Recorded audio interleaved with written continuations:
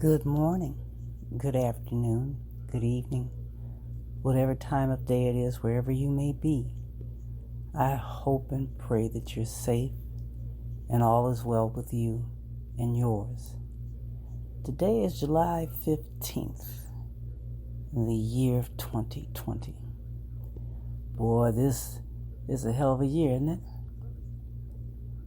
Things have really flipped on its head in more ways than one. I'd like to briefly address the idiot in the White House once again, 45. While I respect the office of the president, who is the figurehead of this nation, I have no respect for the man that's in that space. I feel that he is an illegitimate officer in that position. The election was rigged.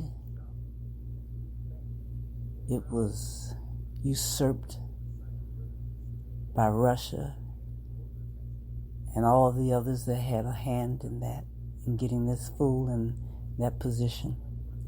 So as far as I am personally concerned, he's not the representative of this country. That's my opinion. That's my opinion. However, he's there. And all the other butt wipes that support him, those old, dried up men and some women in the Senate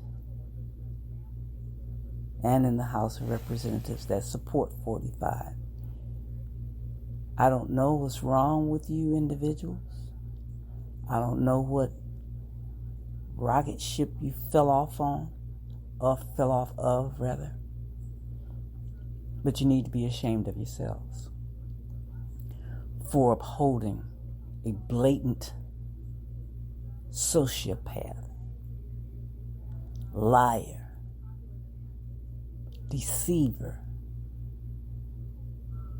racist, bigot, bully. Are there any more adjectives that I can think of? I'm sure, giving some time, I'll come up with something. But the man is despicable. And so are those that support him. Those elected officials that the people of this country voted for. You know, it's hard to wrap your mind around somebody purposely campaigning to do wrong by the masses. It's just hard for me to even conceive that idea. But these people, you know that this man is wrong. You know he's a liar. You know he's a thief. And yet you would not impeach him? You wouldn't follow through with that? He is impeached. That goes without saying. He has been impeached. Has he been removed and convicted of the crime? No, because the Republican Party, the Republican Senate, Moscow Mitch and Lindsey Graham supported this butt white, okay, and would not remove him from office. He's a shame and he's a disgrace to the nation of the United States and to the world. He represents no one. Honestly, he doesn't. He really doesn't. With all that being said, I want to address the next thing that's on the minds of millions with regards to sending their children and grandchildren back to school. Are you kidding me? Are you kidding me? The CDC, Dr. Fauci, and all those other renowned physicians and scientists say that we have to socially distance ourselves from one another. It is a fact that all the schools across the nation are overcrowded. The classrooms are overcrowded. The teachers, the instructors are not able to give these children from K through 12th grade the attention that they really need. They're not able to really provide to them the education that they really need because the classrooms are overcrowded. This is something this is not new. Teachers Union complains about it all the time. They go on strike about it every year. You can read about it everywhere. Okay, somebody's pissed off because they're not getting paid a decent living wage with regards to the conditions that they have to work in and the individuals that they have to deal with. Okay, but you want to put these children in a closed environment and you're going to try and convince us that it's safe? Give me a break.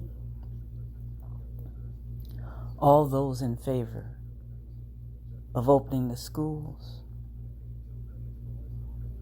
I would like to see you put your children or your grandchildren in that environment.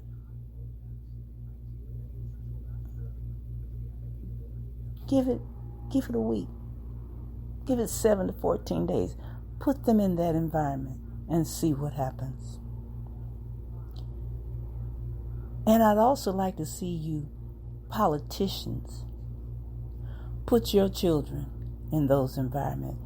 In fact, you go with them to school. I want you to sit your ass up in that classroom with all those kids. Now, they're wearing masks, which doesn't really mean a damn thing as far as I'm concerned, because this shit is airborne as far as I'm concerned. You can't tell me that it's not airborne. The virus is spread by droplets. Droplets do what? Droplets get in the air. Does it not? Help me understand. So somebody's going to be standing there with Lysol spray and disinfectant in the classroom constantly. But I want 45 and the Republican Senate and the Republican House of Representatives to put your children, your grandchildren, and you sit your fat asses up in those rooms for 2 weeks. 14 days. I want to see you do it. Then I want you to go ahead and get tested and see if you haven't contracted this shit. Why is it that the children have to be the guinea pigs for the idiots of the world? It's not appreciated. Here recently in the city of Detroit, summer school began, and there was a protest. There have been a couple of them. Parents and teachers have protested at the school bus terminals, against having these kids being picked up, being transported to these classrooms. One driver, it was reported on the news, he said, I turned in my badge. He said, I quit, I can't do it. In all good conscience, the man couldn't do it.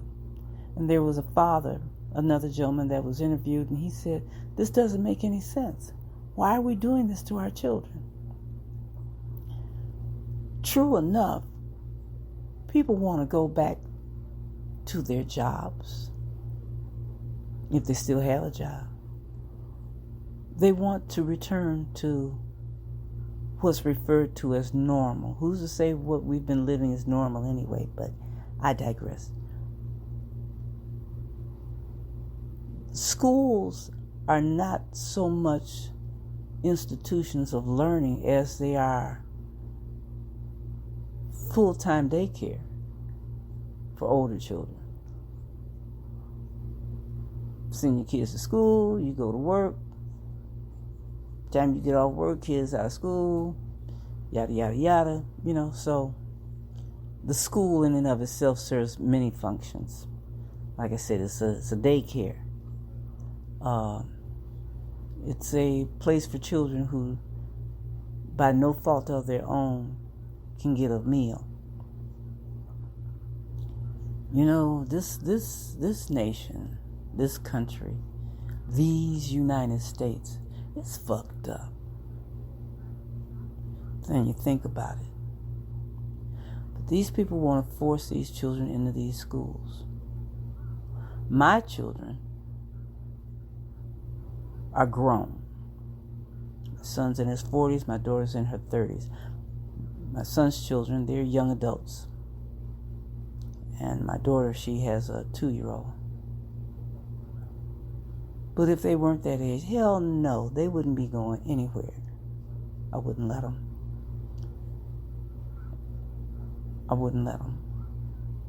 I'm not going to kill my kids. I'm laid down, gave birth. That's closest to death a woman comes to. Okay? Ooh, no, we're not sending my babies to that. No. And I would hope and pray that folk would simply use their heads. Think, damn it. Just think. If this shit is airborne, it's everywhere. It's just like, reminds me of, what was it, maybe 10, 15 years ago, maybe been a little bit more than that, Legionnaire's disease. The virus was all up in the air vents and stuff of places. That's what's going on now. This shit is in the air. It's in these buildings. Ventilation systems need to be broke down and cleaned off and started all over again. Prayerfully, that would be of some degree of help. But to send these kids back to these buildings, these old buildings, especially those who live in the inner cities, is a suicide mission. Why would you do that to your babies? The books and things that they have to handle. Those books are older than I am. You gonna wipe them down between classes?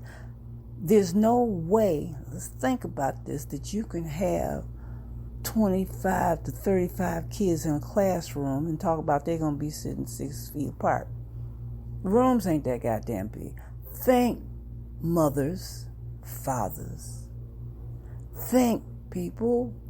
Think. Somebody, please have some common sense. Old folks called it mother wit. Please have some of that. Don't send your babies to these buildings to go and get infected and bring that BS back home to you. If you didn't have the shit before, you do this, what they talking about, you'll have it. You will have it. 45, where's your boy going to school at? He's going to some preppy school somewhere? Or is he being tutored at home? Is he going? Your daughter's children, are they of school age? Where are they going? Do they go to a public school? Private school? Whatever. Are they going to a school somewhere where there's more than, like 15, 20 people in a room? Are they in environments like that? I think not. The economy is not going to return to what it formerly was. That's a fact. Think about it. The jobs that were before, those outside of the manufacturing positions, those aren't going to be. I did work part-time. I'm a glorified secretary by trade.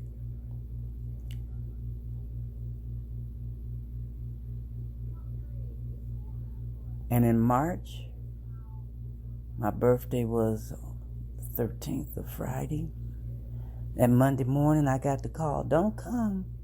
We're not doing anything. We're shutting the office down. So, hey, I'm out of a job. Will it come back? I doubt it. I doubt it. Many of us are in that particular boat right now. I would ask that we not add insult to injury by sending our children off to these damn schoolhouses where the infection will run rampant. And just think about that. It doesn't just affect the children. You've got the teachers. You've got the janitors. You've got the people who work in the kitchens fixing the food, the lunches and stuff. It affects everybody in those buildings. Come on now. Might as well get ready for it, okay? Learning is going to be done online. We've got WebEx, we got Zoom, we've got Skype, we got all these other ways that things can be done. This is what's going to be utilized. This is what should be utilized, because being back in that room, 20, 25, 30 kids in a room, that is not going to happen. And think about that, if you would. Take a minute. You going to have that many kids in a room, classroom setting? No. So what you going to do? You going to stagger the classes? How you going to break that shit up? Nobody's answering those questions. I really don't even hear those questions being asked. And frankly, I'm really getting a little tired of my favorite cable news networks and the anchors who are not asking the questions. Or we have them ask questions like, well, or they will make statements such as, well, this needs to be addressed, and our president is not answering those questions, and we don't understand why. Yes, you do. Yes, you do. The man is a butthole personified. So, that's all I can say. That's all I can say. So, therefore, I would ask anyone who has an ear to hear, listen closely, and don't do this to your babies, okay? And speak up and speak loudly, and speak to your local news networks, and ask those that report the news, ask some intelligent questions. And if you're going to speak about 45, don't ask the one question that I hear so often. We don't understand why he won't do blah, blah, blah. Yes, you do. It's time to stop asking that question. Call it out for what it is. Call it out for what it is. Okay? So, this is M.A. True. I usually start out by saying, what? So I'll end it like that. What? Are they talking about what? Are you serious? What? Come on now. Clothed in my right mind, yes, and the full activities of my limbs, I would pray the same for anyone who has an ear to hear, that you are indeed clothed in your right mind, and that you are asking the right questions. Ask intelligent questions. Think, please. People. Think.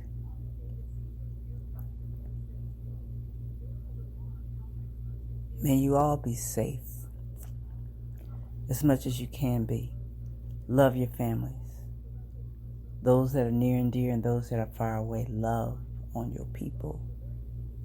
love one another. Again, this is M.A. Truth. Thank you for listening to What the What. I'm out.